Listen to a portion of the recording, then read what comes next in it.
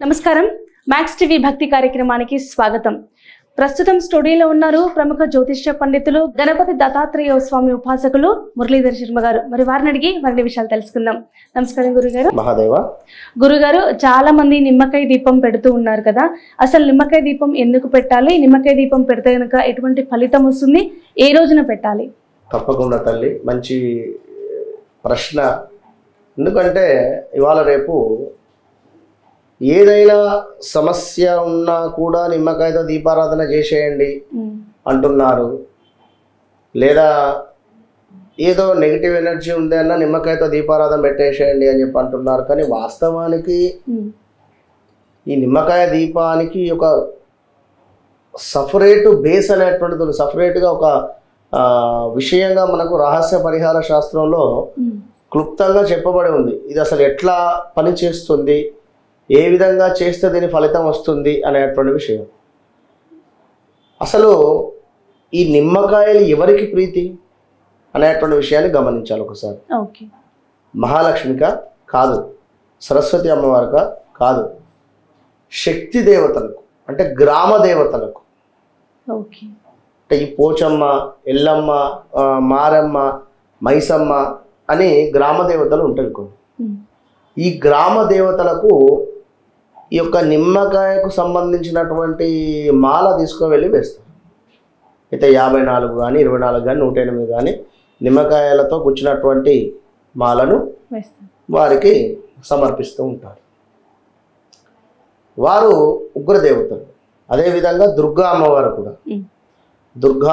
కూడా ఉగ్రదేవతలు. అయితే ఈ వీళ్ళు ఇప్పుడు ఇక్కడ ఉన్నటువంటి సిటీలో ఇప్పుడు అమ్మవారి దేవాలయం ఉంది, ముట్టించేసేయండి. సరస్వతి ఆలయం ఉంది, ఏం చేస్తారు వాళ్ళ చుట్టుపక్కల ఏం ఉండవి, ముట్టించేసేయండి, వెలిగించేసేయండి. ఏది? నిమ్మకాయతో దీపారాధన.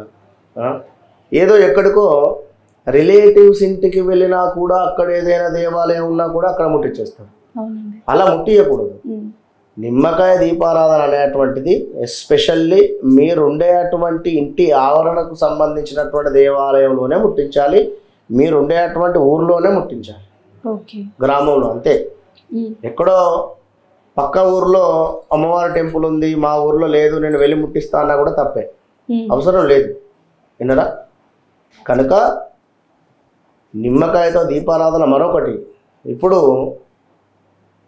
ఆధునికకరమైనటువంటి ఈ యొక్క వస్త్రాలు వేసుకొని కూడా నిమ్మకాయతో దీపారాధన చేస్తూ ఉన్నారు, అది కూడా తప్పే.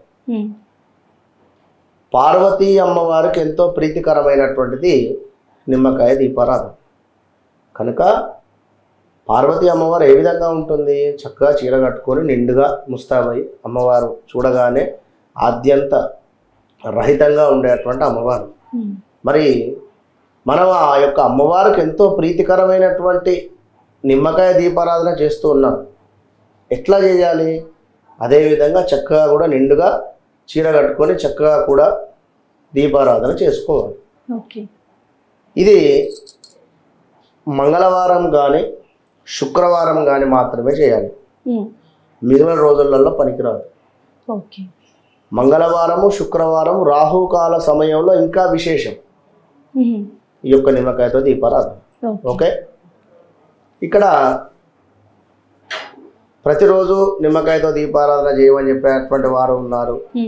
కనుక మీకు సంబంధించినటువంటి ఆర్థిక లావాదేవీలు కావచ్చును, రాహుకేతువులకు సంబంధించినటువంటి ఇబ్బందులు ఎదుర్కొనేటువంటి వారు కానీ, కుజదోషంతో ఉండేటువంటి వారు కానీ, ఇంతే ఆర్థిక లావాదేవీలు, సంతాన ఇబ్బందులు, ఇంకా మాకు ఎదుగుదల లేదు అనేటువంటి విషయం కానీ, ఇలాంటి కోరికలున్నా ఇలాంటి సమస్యలున్నా ముందుగా మీ జాతకములో రాహుకేతువు సంబంధించిన దోషాలు కానీ కుజ సంబంధిత దోషాలు కానీ ఉంటేనే మీరు నిమ్మకాయ దీపారాధన దగ్గరికి వెళ్ళండి. అది ఎలాగా? చక్కగా చీర కట్టుకొని రాహుకాల సమయంలో ఒక మంగళవారం కానీ శుక్రవారం కానీ విశేషంగా చెప్పబడుతూ ఉన్నది ఇక్కడ అనేటువంటి విషయాన్ని గమనించాలి. అది ఎక్కడ? గ్రామ దేవతలు ఉండేటువంటి ఆలయాలు. లేదు అనుకుంటే దుర్గా అమ్మవారి ఆలయము, ఇంతే.